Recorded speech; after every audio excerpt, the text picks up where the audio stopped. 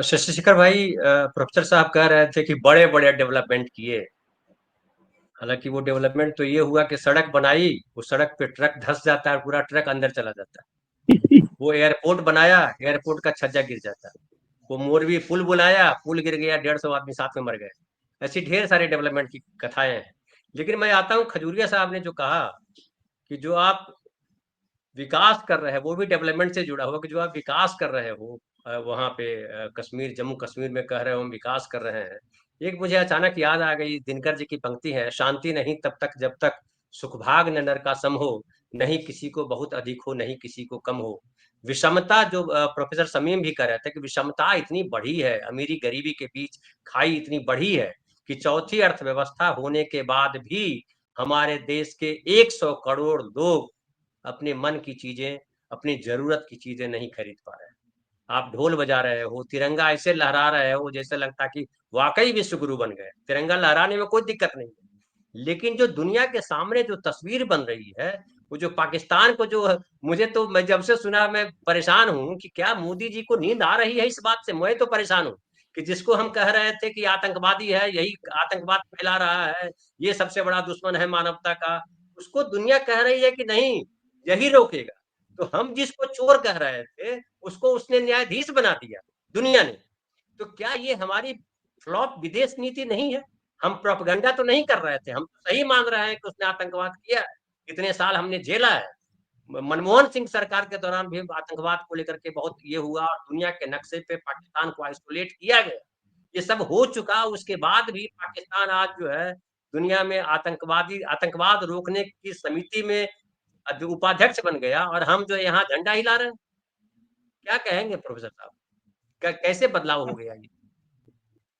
देखिए, पहली बात तो ये है कि विदेश नीति में और राष्ट्र हित में इतने अंतर विरोध हैं, उसको समझने की जरूरत है। बहुत अंतर विरोध है।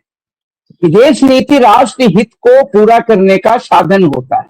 अंतर्राष्ट्रीय राजनीति में आप अपने विदेश नीति के द्वारा अपने नेशनल इंटरेस्ट को कैसे प्रोटेक्ट करेंगे, कैसे प्रमोट करेंगे, ये उसका एक माध्यम है, जरिया है, मीन्स है। अब अभी विदेश नीति के ऊपर हमारे दोनों साथियों ने और आप भी जिस बात की ओर इशारा लगातार कर रहे हैं, विदेश नीति है क्या?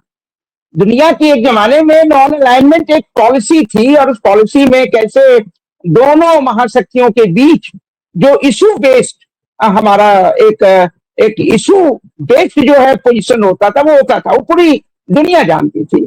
आज हमारा क्या है इंटरनेशनल पॉलिटिक्स में, हमारा स्टैंड क्या है? आपने यूक्रेन की बात की, आपने रशिया के वॉर की बात की, क्या है स्टैंड? Nobody knows it. और कई बार कभी अब्सटेन करते हैं, कभी क्या करते हैं। गाजा और पैलेस्टाइन पे हमारा बहुत, पैलेस्टाइनियन के अधिकार को खुला समर्थन रहा है प्रारंभ से। आज हमारा क्या स्टैंड है? पैलेस्टाइनियन के सपोर्ट में आप एक खुलेआम जो है वो समर्थन जनता नहीं कर सकती है। अब सोचिए कि हमारी स्थिति क्या है। ये अंतर्विरोध है। आप एक तरफ कहेंगे कि हम पैलेस्टीनियन के अधिकारों का समर्थन करते हैं, दूसरी तरफ आप पैलेस्टाइन के ऊपर जो कुछ हो रहा है, जिस तरह से नरसंहार हो रहा है, जिस तरह से 17,000 बच्चे मारे जा चुके हैं, 55,000 लोग मारे जा चुके, आपको उनके पक्ष में कम से कम सहानुभूति और संवेदना के लिए भी आप उनको प्रोटेस्ट करने नहीं दे रहे हैं, उनके लिए मैदान में उतरने नहीं दे रहे हैं। तो मुझे ये तो बताइए, ये अंतर्विरोध क्या है? कहाँ है आपकी विदेश नीति? विदेश नीति है क्या? और रही बात कि जो विदेश नीति का आप दावा करते थे, कि पहली बात तो मैं बार बार इस बात को, जो भी थोड़ी बहुत राजनीति विज्ञान मैंने विद्यार्थी के रूप में भी पढ़ा, शिक्षक के रूप में भी, विश्व गुरु की संकल्पना क्या है? ये सिवाय बकवास के और कोई संकल्पना नहीं है। विश्व गुरु का कोई कॉन्सेप्ट नहीं है। अंतर्राष्ट्रीय राजनीति में, विश्व राजनीति में जो शक्तिशाली होता है वही शक्तिशाली होकर के विश्व राजनीति को प्रभावित करता है, लेकिन उसे भी कोई विश्व गुरु मानता है? आप देखिए, शीत युद्ध में अमेरिका अगर बहुत ताकतवर था तो रशिया ने तो कभी उसको ताकतवर नहीं माना। रशिया ने कहा कि हम भी तुमसे कम नहीं है। उसके बाद की भी स्थिति में आज भी अमेरिका अगर ये दावा भी कर दे कि साहब हम तो अकेले विश्व शक्ति है, चाइना उसको कतई स्वीकार नहीं करेगा, रशिया भी स्वीकार नहीं करेगा। तो सवाल है, ये विश्व गुरु, ये अजीब अजीब से शब्द गढ़ते हैं। और वो मैं लोकतंत्र की जननी, अरे भाई लोकतंत्र की जननी आप कैसे हो गए? लोकतंत्र के विषय में आपका क्या है इतिहास, आप अपना भी देखें और फिर दुनिया में चाहे ग्रीक और वो तमाम जो है एथेंस वगैरह को देख। आप सवाए सिवाय झूठे दावे के, झूठ झूठ झूठ, और मीडिया के द्वारा उस जो भी आप कह लें, गोदी मीडिया, गटर मीडिया, व्हाटएवर, ये उस झूठ का प्रचार तंत्र है। तो सवाल है विदेश नीति कहाँ है? और विदेश नीति अगर आपकी सही नहीं है तो राष्ट्रहित और उसका अंतर विरोध देखिए, फिर उस अंतर विरोध के परिणाम आपके सामने। आप पहलगाम में, उसके पहले भी कई आतंकवादी घटनाएं हुई, पहलगाम में भी आतंकवादी घटना 22 अप्रैल को हुई, मारे गए 27 लोग, और उसके बाद जो है आपने स्ट्राइक करने की बात की और तमाम ऑपरेशन सिंदूर और वगैरह वगैरह जो बातें की। लेकिन आप देखिए पाकिस्तान कहीं आइसोलेट हुआ? आज आपने देखा यूनाइटेड नेशन में एंटी टेररिस्ट जो है वो ग्रुप का वो वाइस प्रेसिडेंट बन गया। आपका अंतर विरोध बाहर सामने है, आईएमएफ से उसको लोन मिला, आप एडीएफ की बात, जो भी। इसका मतलब है कि विश्व जनमत में पाकिस्तान के प्रति किसी प्रकार का दुराग्रह नहीं आया है। अरे भारत जो है वो विक्टिम बना, कश्मीर की जनता तो लगातार विक्टिम बनी रही है, हमारे साथियों ने आपको बताया, लगातार विक्टिम। देखिए आपने 370 को हटाया, हम लोगों को उस पर भी आपत्ति थी, आज भी है, लेकिन 370 को हटाने के साथ साथ आपने उनके राज्य का दर्जा छीन लिया। ये कश्मीर की जनता के साथ आपने कौन सा न्याय किया? और आपने वादा किया था कि अगर राज्य को फिर से, जबकि 370 हटाने के लिए राज्य का दर्जा छीनने की कोई आवश्यकता नहीं थी, क्यों छीना आपने?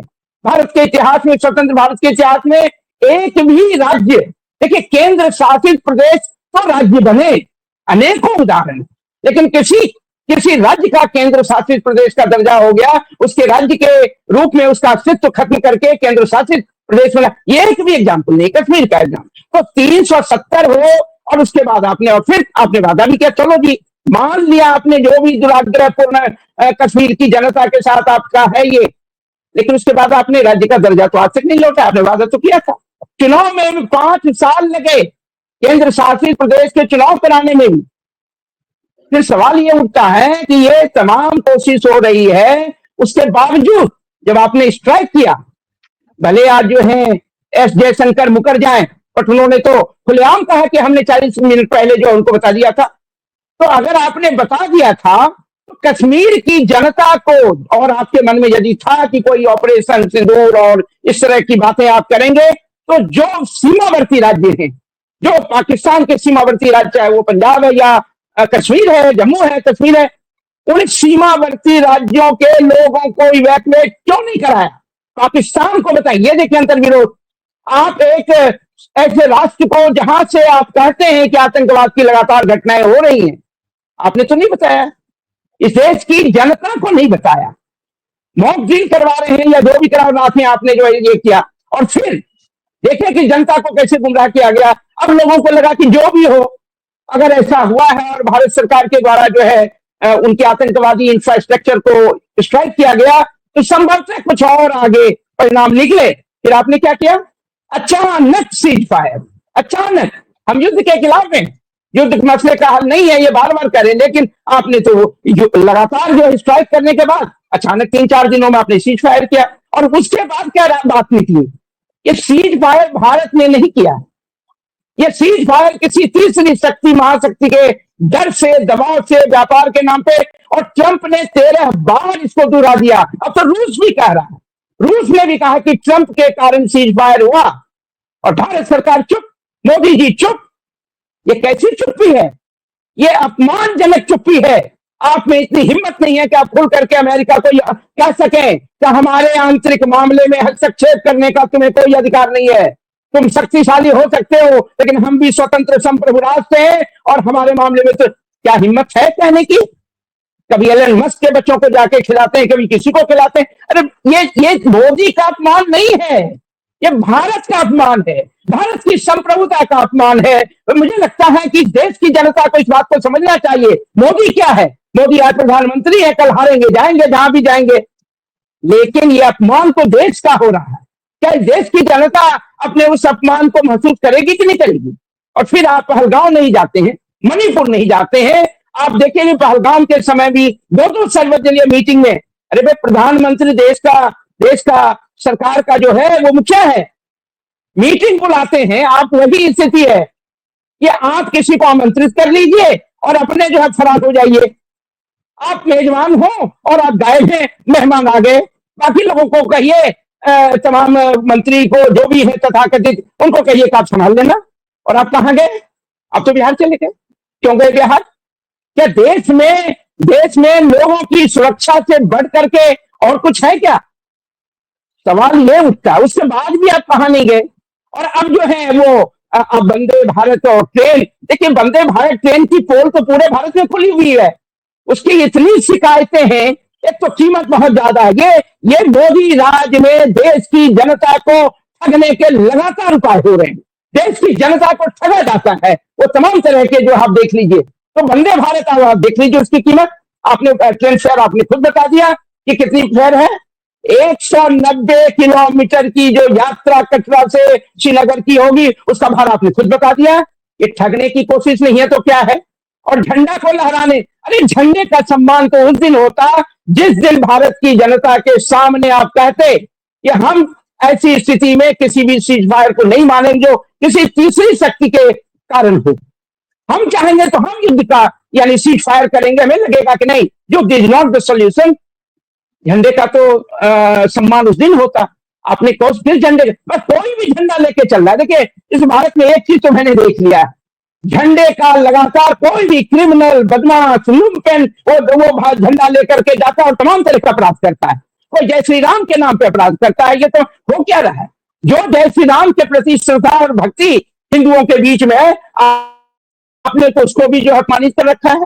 तो मुझे लगता है कि इन बातों को समझने की आवश्यकता है।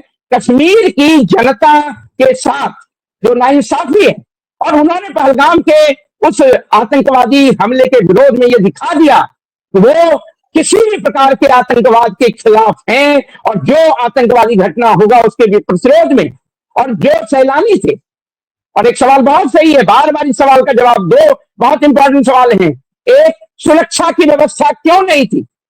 इसको स्वीकार भी किया था उनके जो एक मंत्री ने सर्वदलीय मीटिंग में। तो सवाल है कि स्वीकार किया तो जिम्मेदारी किसकी? और जो देश के सुरक्षा सलाहकार अजीत डोभाल कहां हैं? वो तो दिखते कहीं नहीं है। सुरक्षा की जिम्मेदारी और खुद डिसअपियर है। तो सवाल यह है कि एक तो पहला सवाल है कि वो सुरक्षा वहां क्यों नहीं थी, और दूसरा सवाल, आतंकवादी पहलगाम जो आए तो पाकिस्तान की अगर सीमा यानी पाकिस्तान से आए तो वहां की दूरी कितनी है? अगर दूरी इतनी है तो वो वहां तक पहुंचे कैसे? क्या उनको लाया गया, पहुंचाया गया? जाओ भाई अब जो है तुम अपने हिंदुस्तानियों के खून से होली खेलो, क्या सवाल? और फिर कहां गए? फिर कहां गए? आपने इंफ्रास्ट्रक्चर पर स्ट्राइक किया, ये आज से किसी को नहीं पता कि वो आतंकवादी कहां है, वो मारे गए नहीं मारे गए। और सबसे बड़ी बात है, देखिए साहब, युद्ध करने के लिए शांति के प्रयास निरंतर होने चाहिए, लेकिन एक बार अगर युद्ध की आप या युद्ध की तो घोषणा ही नहीं हुई। मजे की बात है, इसीलिए जो खजूरिया साहब कह रहे हैं कि पता ही नहीं चला कि युद्ध की घोषणा हुई नहीं हुई, युद्ध हुआ भी नहीं हुआ। ऐसी स्थिति में इतने सारे सवाल हैं, लेकिन इस देश के जनतंत्र को उन्होंने इस मकाम पे पहुंचा दिया जहां सवाल पूछना देशद्रोह है, देश के खिलाफ है। जबकि जनतंत्र की ताकत है, नागरिक सवाल करे, चुनी हुई सरकार को जिम्मेदार बनाए। वो कोई, चाहे वो देश की सुरक्षा का मामला हो, देश की एकता का मामला हो, देश की विदेश नीति का मामला हो, सरकार से सवाल पूछना और उस सवाल के लिए सरकार को जिम्मेदार ठहराना।